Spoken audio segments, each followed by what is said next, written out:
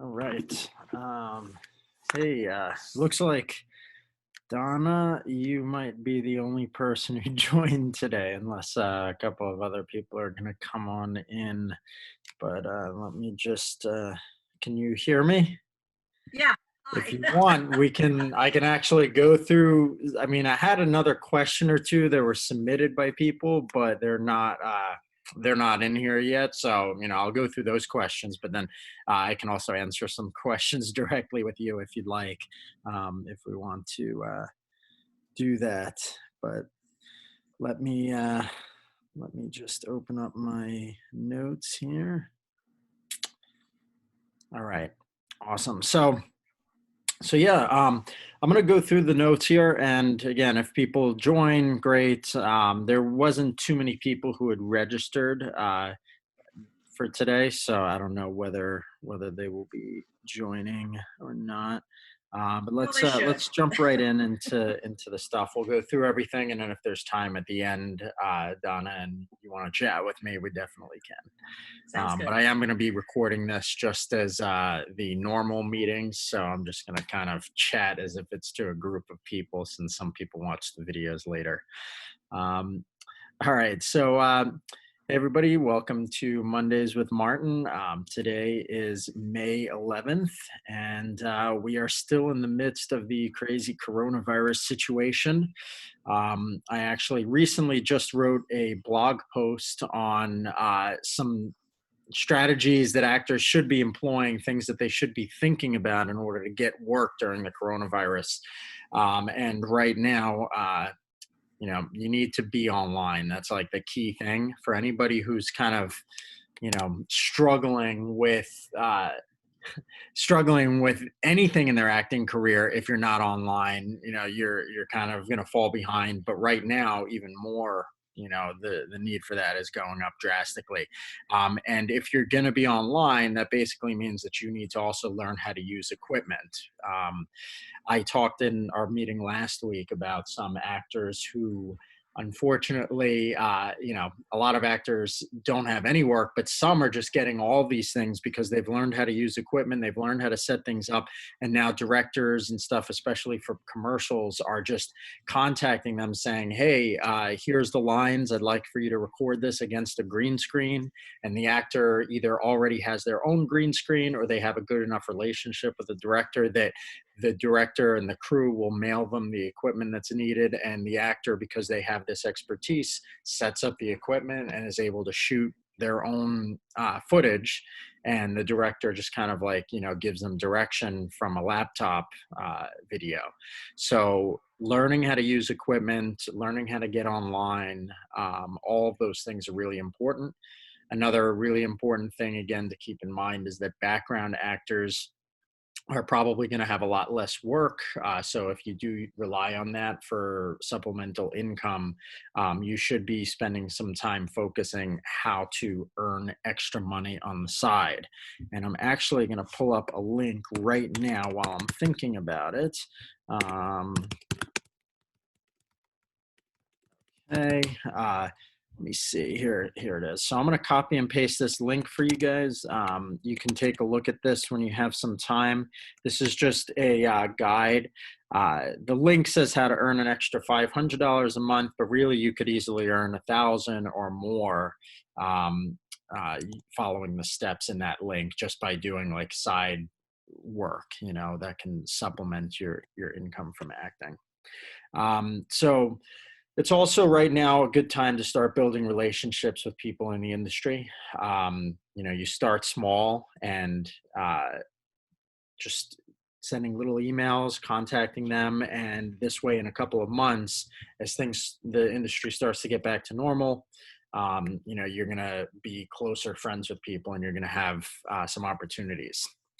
Now, as I was just saying before, we only have a few people in the group here, but people do watch the videos after I upload them online. So I'm still going to be kind of talking as if there's a larger group. Um, I want to go into detail on exactly how to network with people before I answer the couple of questions that came in. Uh, so, how do you network with people that you don't know, especially how do you do that without coming across as like needy or desperate or anything like that? Because when you send a cold email to somebody, which basically means an email out of the blue saying like, hey, I saw your stuff online, I'd love to be considered for a role, or hey, I see you're casting for whatever, I'd love to be considered for the role of blah blah blah. If the person doesn't know you, it's just going to come off as weird and spammy and stuff. So how do you make it feel natural? And really what that is it comes down to doing a little bit of work over a period of a couple of months. Um, so step one is to figure out actually who you want to contact. Okay. So that means be specific. So sure, you might want to contact a casting director, but the question isn't just like, oh, I want to get in touch with casting directors so they give me opportunities. The question is, who should I actually reach out to? Which casting directors are going to be working on the specific projects that I want to be a part of? You can actually find that information by using a website called Casting About. It tells you which casting directors are casting which productions. And if you have an idea of what your type and your brand is, you'll have an idea of which characters, and which productions are casting and which shows you might be involved in. Then you can find who you need to contact with. And so what you're going to do is once you figure out who that casting director is, you're going to look them up online. So let's say that the casting director's name is Margaret something or other, right? So you type in Margaret and you type in her last name. You can put it in quotes if you want, and usually that brings up like things that are related specifically with both of those words. So you would put Margaret and then the last name in quotes, and then you might even write the word casting director next to it in Google. And suddenly all this stuff is going to pop up from this person. Now, in the past, the strategy was to, find workshops that they were doing and go to the workshop. But a faster and better, especially right now, way to do this is just by looking up any videos or any articles that they were in, anything that this person has done where they're teaching actors something. And your goal is to find one thing that you can learn from them by reading an article or something very like interesting, right? And then what you're going to do is you're going to use that as the premise for the cold email. So you're going to send them the email thanking them for what they taught you, through watching that video or reading the article that they were in. Then after you send that initial email thanking them for that, another 2 weeks later or so, you should aim to thank them for another thing that you've learned from them, or like reiterating a second thank you for the same thing. In a minute, I'll give you an example of like what this would look like.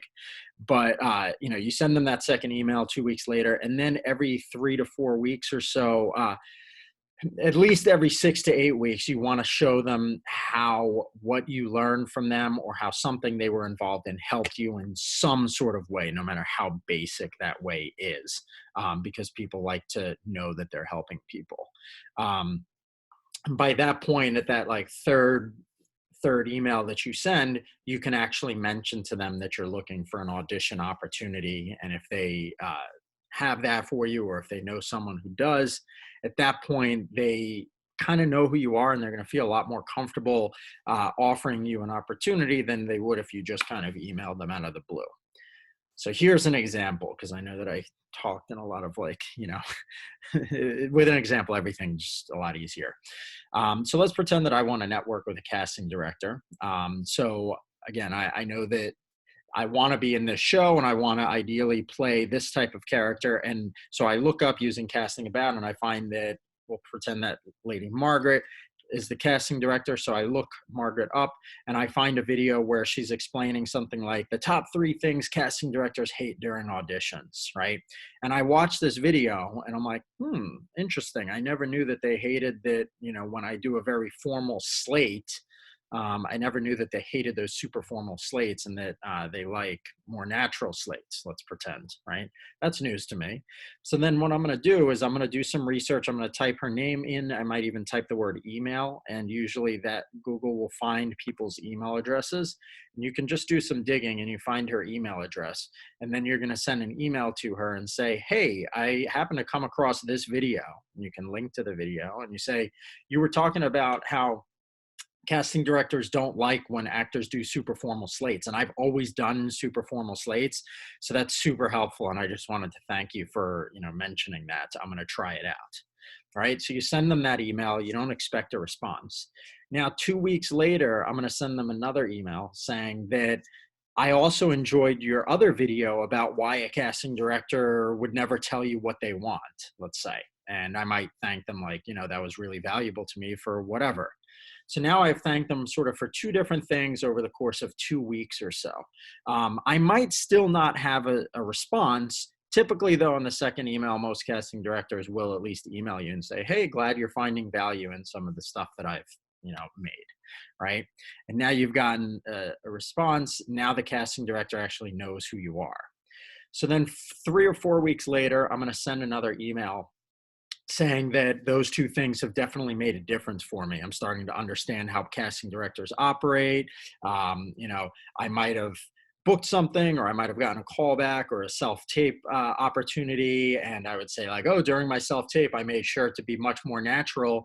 And I actually got an email thanking me or something, whatever it is. You just tell them either how you've applied what you've learned, or you tell them a result that you've gotten from what they taught you. And at that point in that third email, I'm also going to mention that, like, oh, by the way, I do see that you're casting for whatever show or whatever film. I was really thinking that the role of so and so would be perfect for me if you're still looking to fill in that role, or if you're still looking for actors to audition. You just kind of mention it at the end, just very, and you say, totally understand if you've already filled that up, or I totally understand you're extremely busy. So, I'll try to keep this. That's why I'm keeping this brief. Basically, just a very, again, short email that kind of like mentions what you're looking for. And chances are at that point that they might actually allow you to submit a self tape, because they know that you're learning from them and that you're showing your appreciation, and that you're the type of person who follows up and keeps them in the know. And people actually like that. Um, so if they don't respond, or they don't allow you to submit anything, I would keep on following up with them every 6 to 8 weeks at that point. Just mentioning different characters that they're auditioning for, and other things like how you're using what they're teaching you. Just kind of little update emails every 6 to 8 weeks. And chances are that, after a couple of months, they will respond to you and offer you an opportunity. If they never respond or email you back to any of your messages, give it at least 4 or 5 months, and then you can stop emailing them. But the whole strategy, what makes the strategy really powerful, is that you're not just doing this with one casting director. You're going to do it with like 10, 20, 30.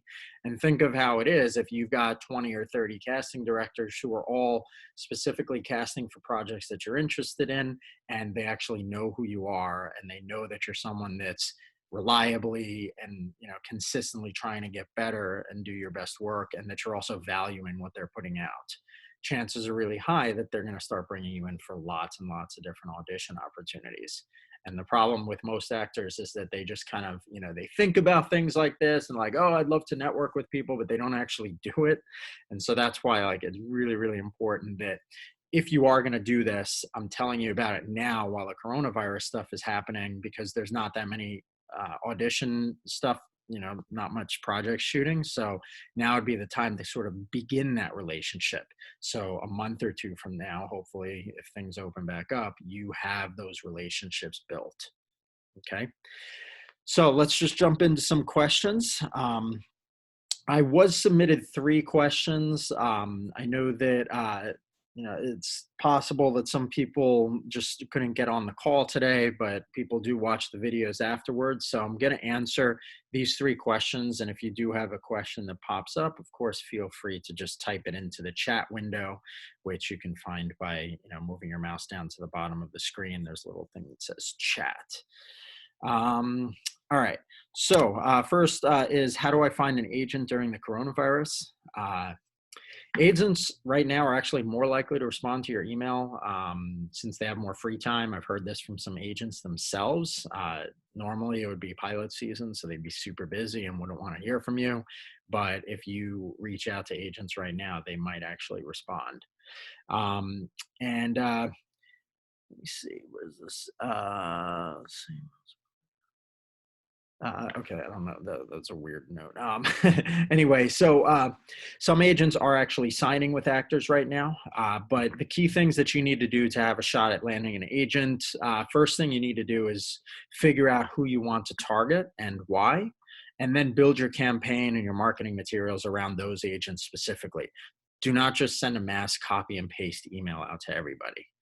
The key things to contacting an agent are to be sure that you're clear on your brand and your headshot, resume, and your reel are all up to date and based on your brand. Okay, so you need your professional marketing materials and you need to know who you want to contact and why. And once you're clear on that, you want to do a little bit of homework about the agent. Just look them up, find out at least two reasons why they would want you on their roster. Like, what are you bringing to the table for them? You could research and find what types of projects some of their actors have been in the past. You can find out what they're, who they're friends with in terms of casting directors and stuff. But you know, the more specific that you are when reaching out to agents, the better. And then once you know those reasons, you can write out a cover letter, making sure it's very short, and then you start sending out submissions or cold emails.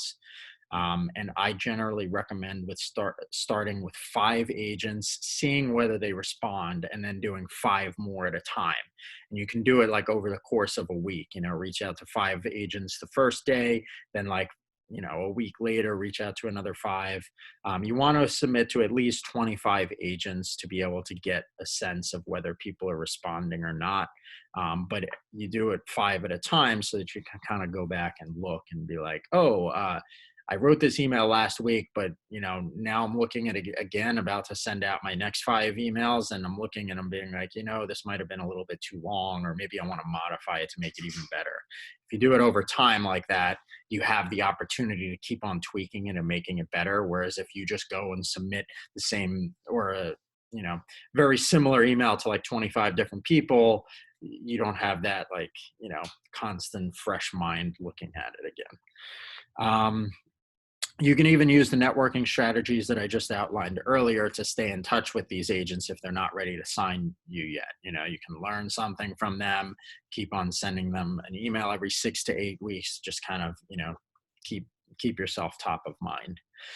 But honestly, when it comes down to it, the biggest reason that most actors who don't have an agent, the reason that they don't is because they don't actually send personalized messages out asking for representation. They either wait, hoping to be discovered, or they send 100 canned copy and paste emails, which never get opened. The key thing is actually taking your time, thinking about it, figuring it out, and actually actively reaching out to agents, because they're not going to just sign you. It's very rare that they'll, come up and offer to sign you. You have to actually go out and find them. Being specific and personal consistently will eventually get you what you want. And I'm going to just include a link here to my course called Land an Agent. If you're interested in checking this out, this is the link to learn more about it. Land an Agent goes into all the details about how to get an agent and also how to work with them so that they submit you consistently. Next question. How do I get a professional headshot right now? Actually, let me just see. We just got a question. As I'm becoming more specific on my brand, my materials may not totally represent me, i.e. my photos are old, real old, etc. So do I sit still during the quarantine? That's actually a really good question. And the next question actually answers that. So I'm going to go through the next question. And if this one doesn't answer it for you, feel free to include a follow-up. The next question is, how do I get a professional headshot right now? And we can supplement that, which I do, which you'd say, how do I update my marketing materials right now? Right now, technically, photographers, at least if you're based in like New York or California or whatever, you're not really legally allowed to shoot headshots because it's not considered an essential service, even though I feel like headshots are essential. But, you can't really do that legally. But there are many photographers, even like professional big time companies and stuff.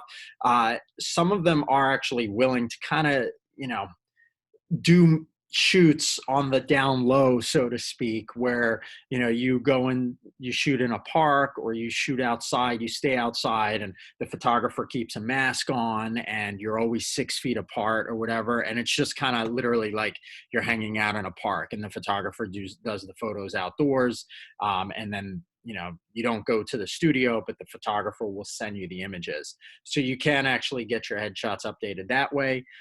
Some companies, us included, especially, we're doing a new virtual headshot option where we kind of guide people through and take photos of them using their own like phone screen or computer, like camera, and then they can kind of retake the photo if they want, using what they've learned with a higher quality photo. Oh, here's my cat. This is Tex. um, but yeah, basically, you can get a headshot done virtually. The only thing with an actor headshot is if you are going to be doing something like that, you want to make sure that it's very, very high quality, or you want to make sure that whatever company you're doing it with is going to take you one and then allow you to reapply the entire credit towards a professional shoot, which is what we're doing at City Headshots.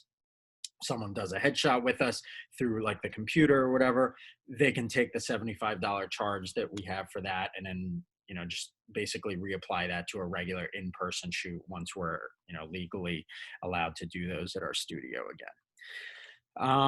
You can also get a friend to take your shots.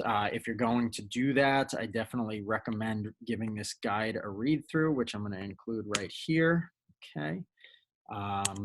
It's a PDF guide that I've created that shows you how to take any headshot and look a lot better regardless of who's shooting it.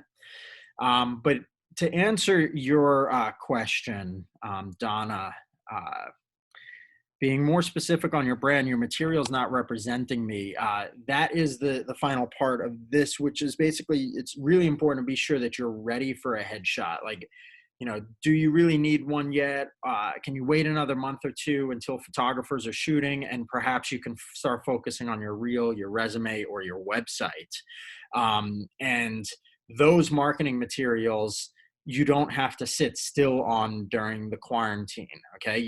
As I just said, you can get headshots. There are ways around it, but you should actually spend some time focused a little bit more right now, if you can, on making sure that your resume is up to date, making sure that your reel is up to date. So if you've got any footage throughout this week, if you're on the email list, there's going to be a few emails that are going out about demo reel stuff and how to create a reel, how to find your footage, how to get footage back from directors who just like won't send it to you.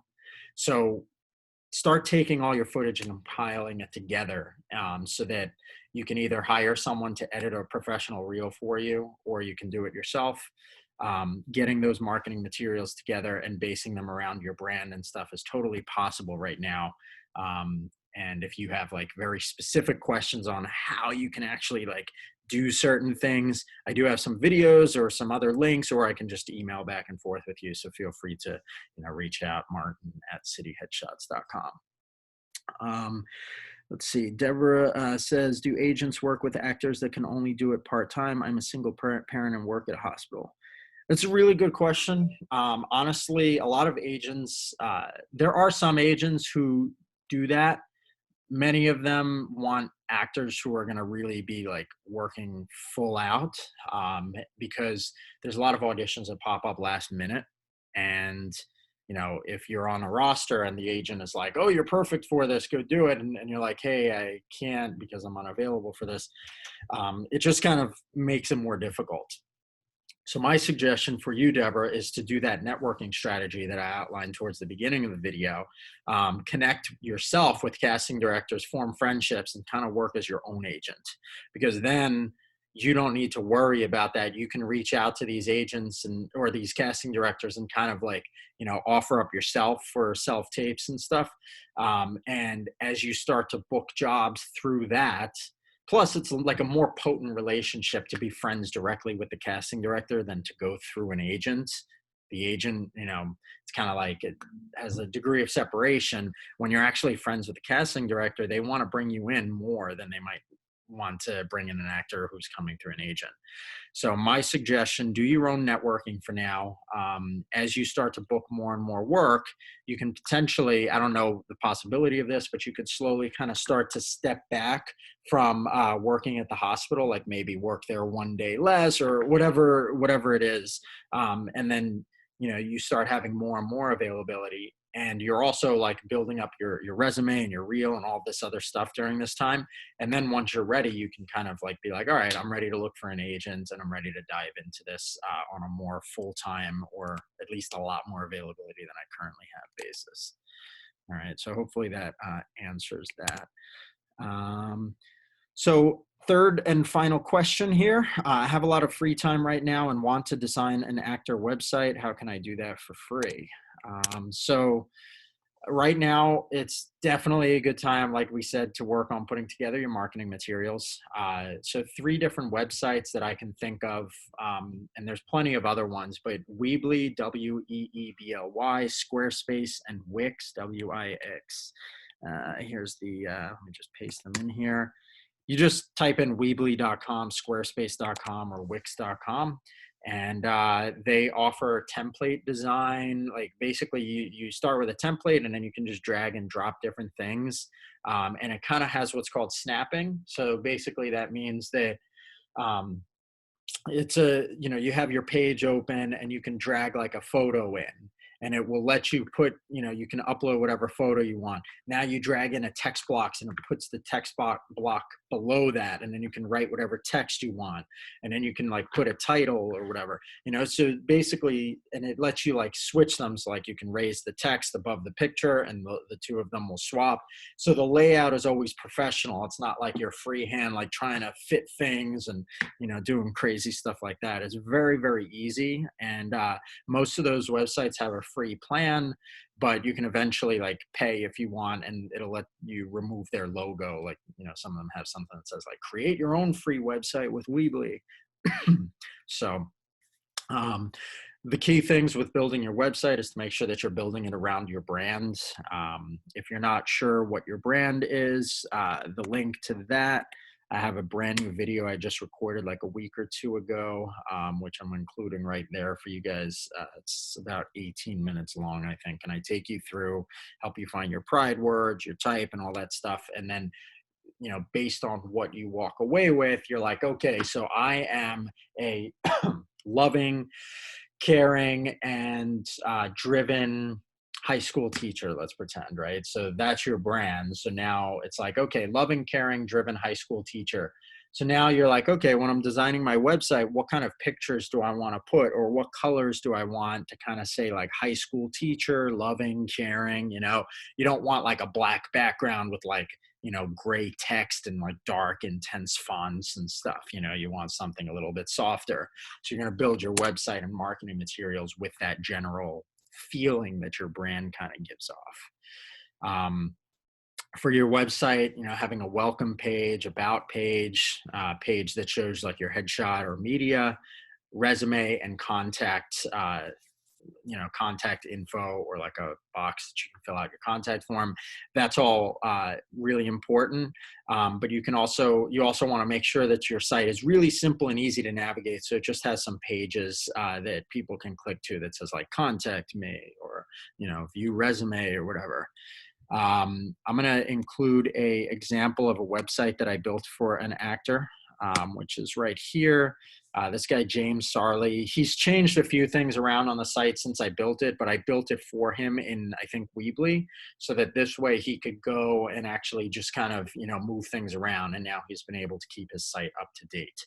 So if you use that example, you can kind of see like how I have the layout and everything. And if you want to put your site together, you can use that. One other thing that you can include on your website is raves and reviews from people. So, like if you have an acting teacher or a director that you've worked with. You can email them and say, hey, I've just put together my website, and I had a really wonderful time during my classes with you. I was wondering if it would all be okay to just kind of use a sentence or two from you saying like what you most enjoyed with working with me on the film set was, or what you think one of my best qualities as an actor is. And usually the person will be like, sure, and they'll write a sentence or two, and then you can copy and paste that with like quotes on your site, and it just kind of gives you credibility. um, Once you have designed your site, if you'd like any feedback on it, you can of course shoot me an email, again, martin@cityheadshots.com, which is here. And I'll actually give you some feedback on it. Okay.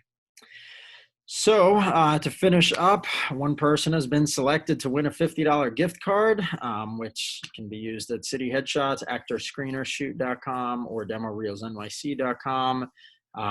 And just email me after the call and I'll inform my team so they keep you on file. And that is Donna Rosell. So congratulations, Donna. And yeah, that's pretty much it for today. Thank you for joining the call. And don't forget to register for next week's call at this link right here. Okay. Um, and if you have any questions, feel free to reach out. And finally, if you have a friend you think would enjoy this, I'd appreciate if you forward them that link to register as well. Okay. So thanks, everybody. Stay safe and have a great rest of your week. Okay.